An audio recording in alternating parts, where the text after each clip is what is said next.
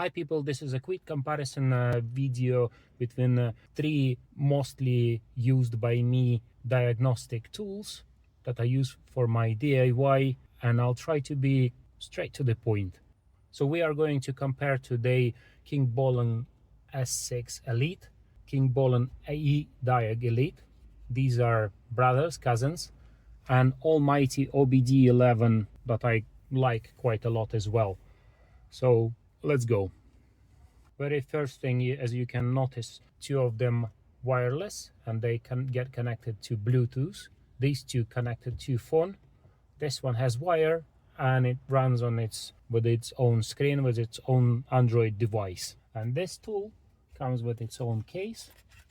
This is actually the only one that comes with its case, so we can store it somewhere nice and neat. So let's go one by one. I'll start with the big one. Let's connect it to OBD port.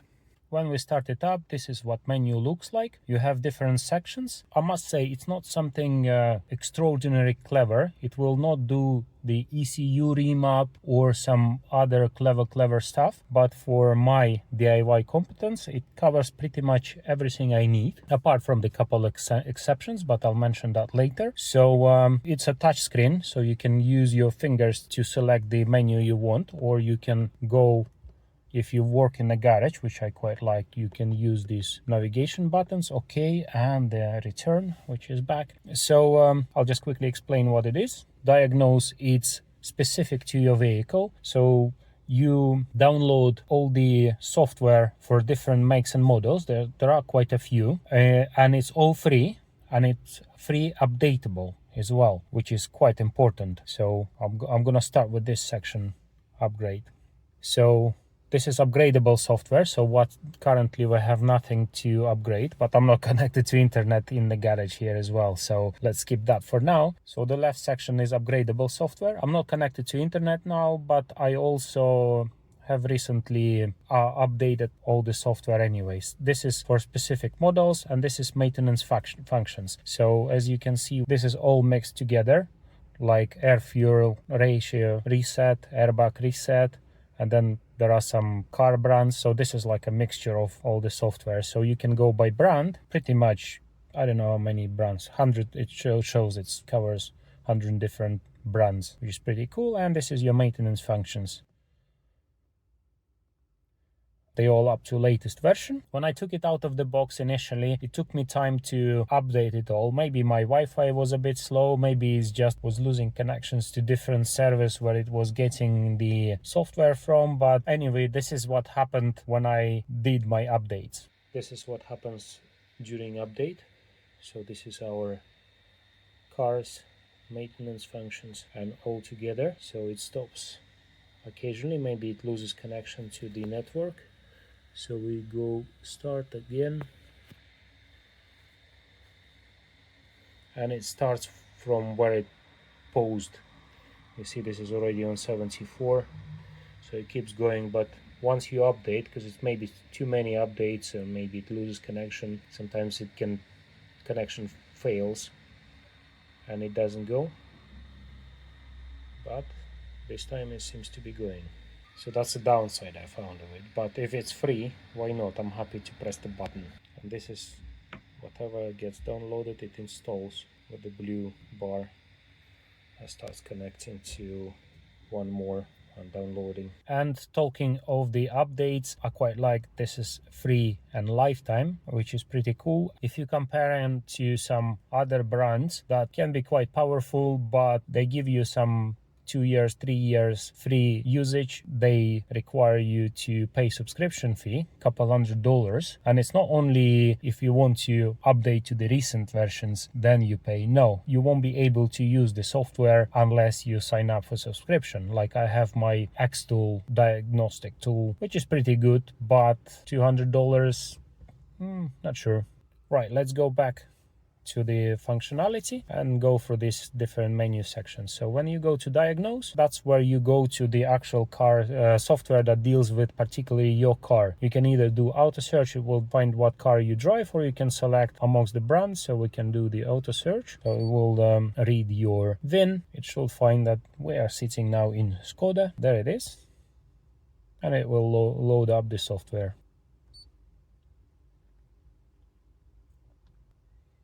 So we have status report, which will scan through all controllers that you have on your car: engine, transmission, brake, air conditioning.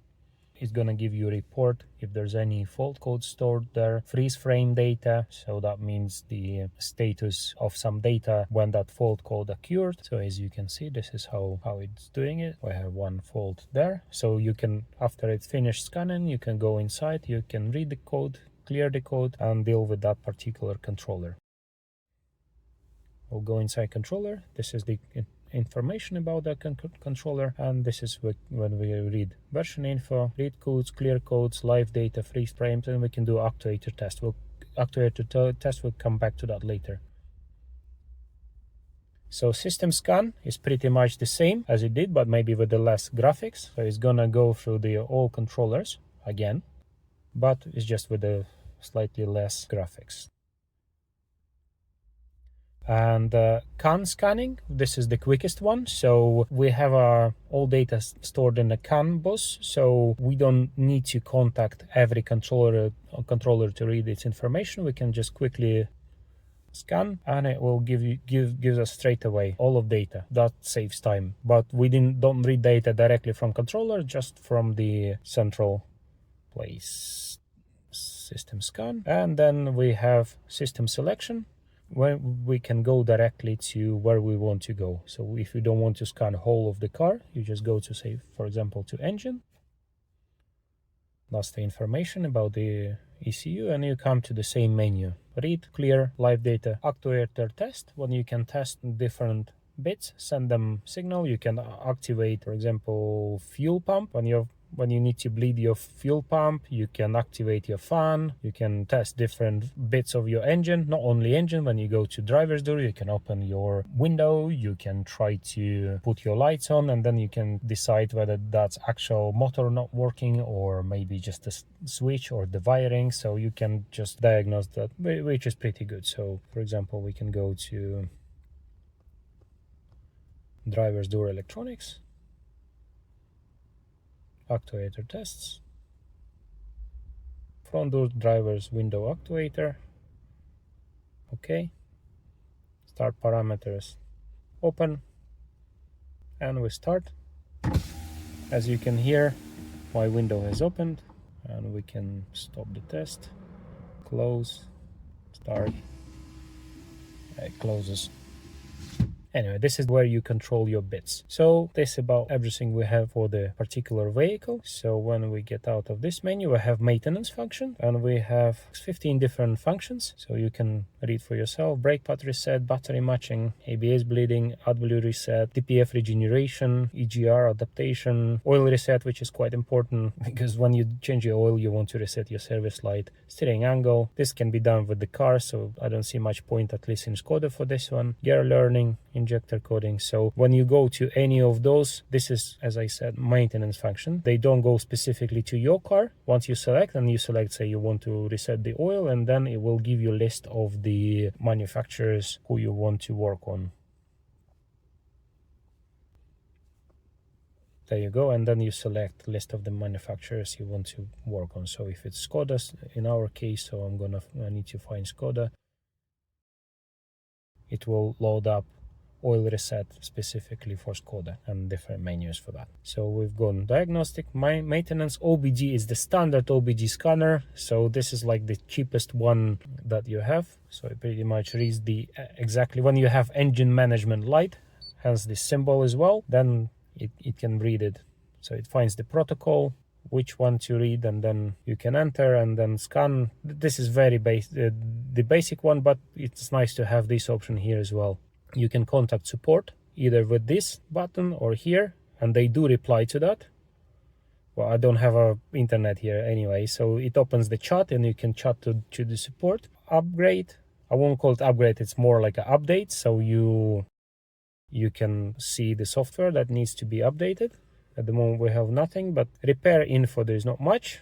You have a browser, you have code library, vehicle coverage list, user manual. This is user manual for the specifically for this device. So what you do in learning is still There's no internet. And settings, just general settings. Something I really needed to change. I had to switch to metric, because if you don't switch to metric, you use pounds and ounces. And I switched for my DPF stuff, I switched to grams. That's pretty much it. It will do everything you need on your car, but it will not do something extra complicated. If you're just DIY guy who needs to do some service, some brake pad change, everything, and you need to read and clear errors, do some actuation tests, for the price what it is, it's good. So let's try now this guy here. This is very similar to what we seen just now. This is same brand, Kingbolen, and it's called Ediag Elite, and it will do the same but on your phone, on your screen.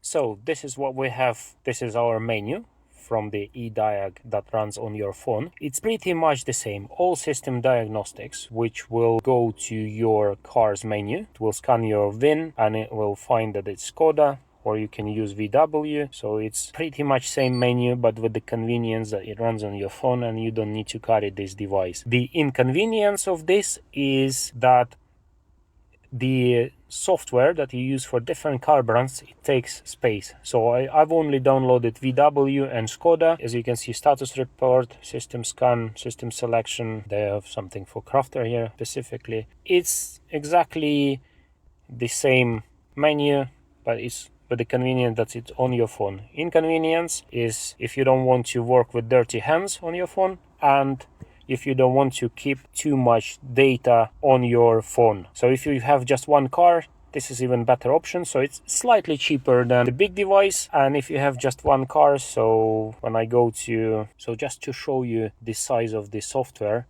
the BMW Rolls-Royce Mini, as you can see in the middle here, is nearly 2 gigabytes. Well, some of them 100 megabytes, 58 megabytes. Let's have Mercedes must be pretty big, I think. Let's have a look at the Mercedes. Mercedes nearly 1 gigabyte. If you deal with multiple cars and you don't want to keep it and you don't want to mess with your phone, then probably you want to choose the S6, the dedicated device for it. So let's go back to main menu. So you have same maintenance functions. As you can see, I use only oil maintenance reset. So we have same 15 functions. So as you can see them on your screen.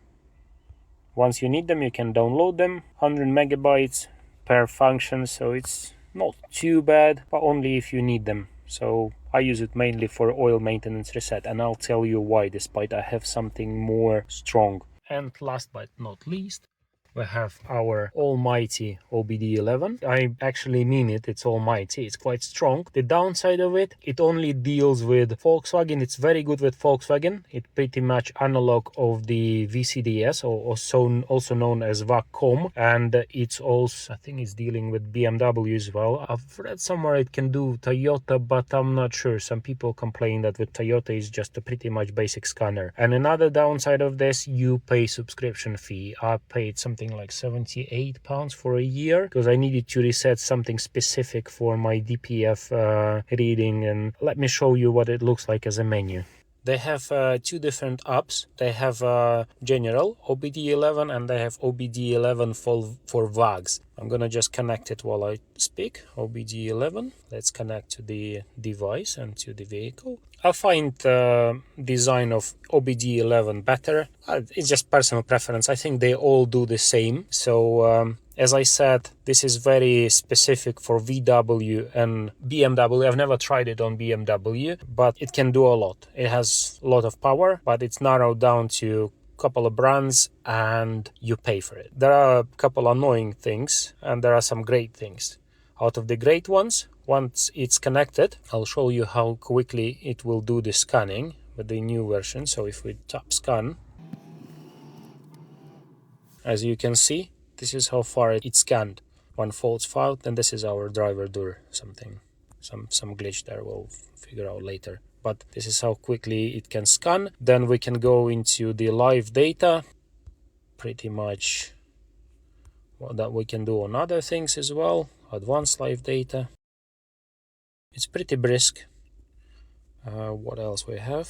So let's go home, vehicle, control units. Say if we go to engine, As you can see, we have lots of other things like adaptations, basic settings, security access, long coding. So this is all clever stuff. It also has quick access apps. If you don't want to go through complicated menus, they have apps, but they cost. As you can see in the top right corner, I have 117 credits. So I think 10 credits or 20 credits is like £2 something. I'm not sure exactly on price. I barely ever use it, but you can go to your one-click apps. It costs. Some is really cheap, some is more expensive, like 100 credits.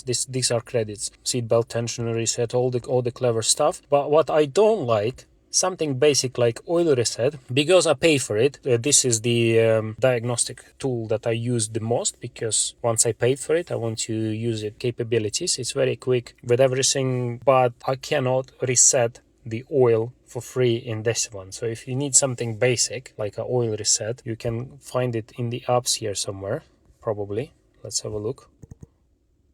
You see it costs 10 credits. Come on, why do I need to pay to reset my oil service lights? So this is something I don't really like about it. So anyway, you got the options now. So what I want to say by this is the diagnostic tool you choose, it depends on your needs. You don't need to overpay and buy something extremely clever and just use it for oil resets and some occasional DIYs. These are my top 3 favorites of what I have. So this one, if you run some garage business, you deal with different cars and you don't want to worry about the using your phone and get it messy and load it with lots of unnecessary software. You don't want to overcrowd your phone, so you can use this one. It's not expensive, it does the job, it does everything you need.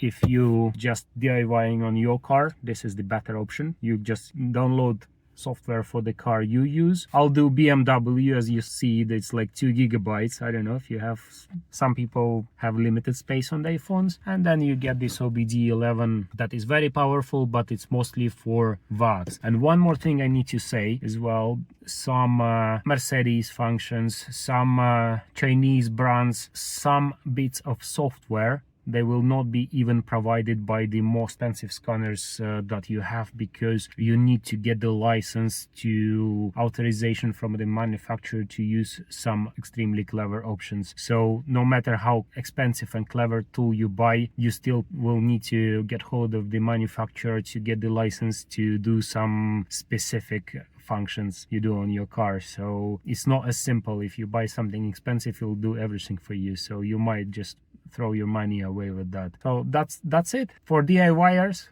I showed you my options. If you have any other ideas, please leave comments below. Thank you for watching.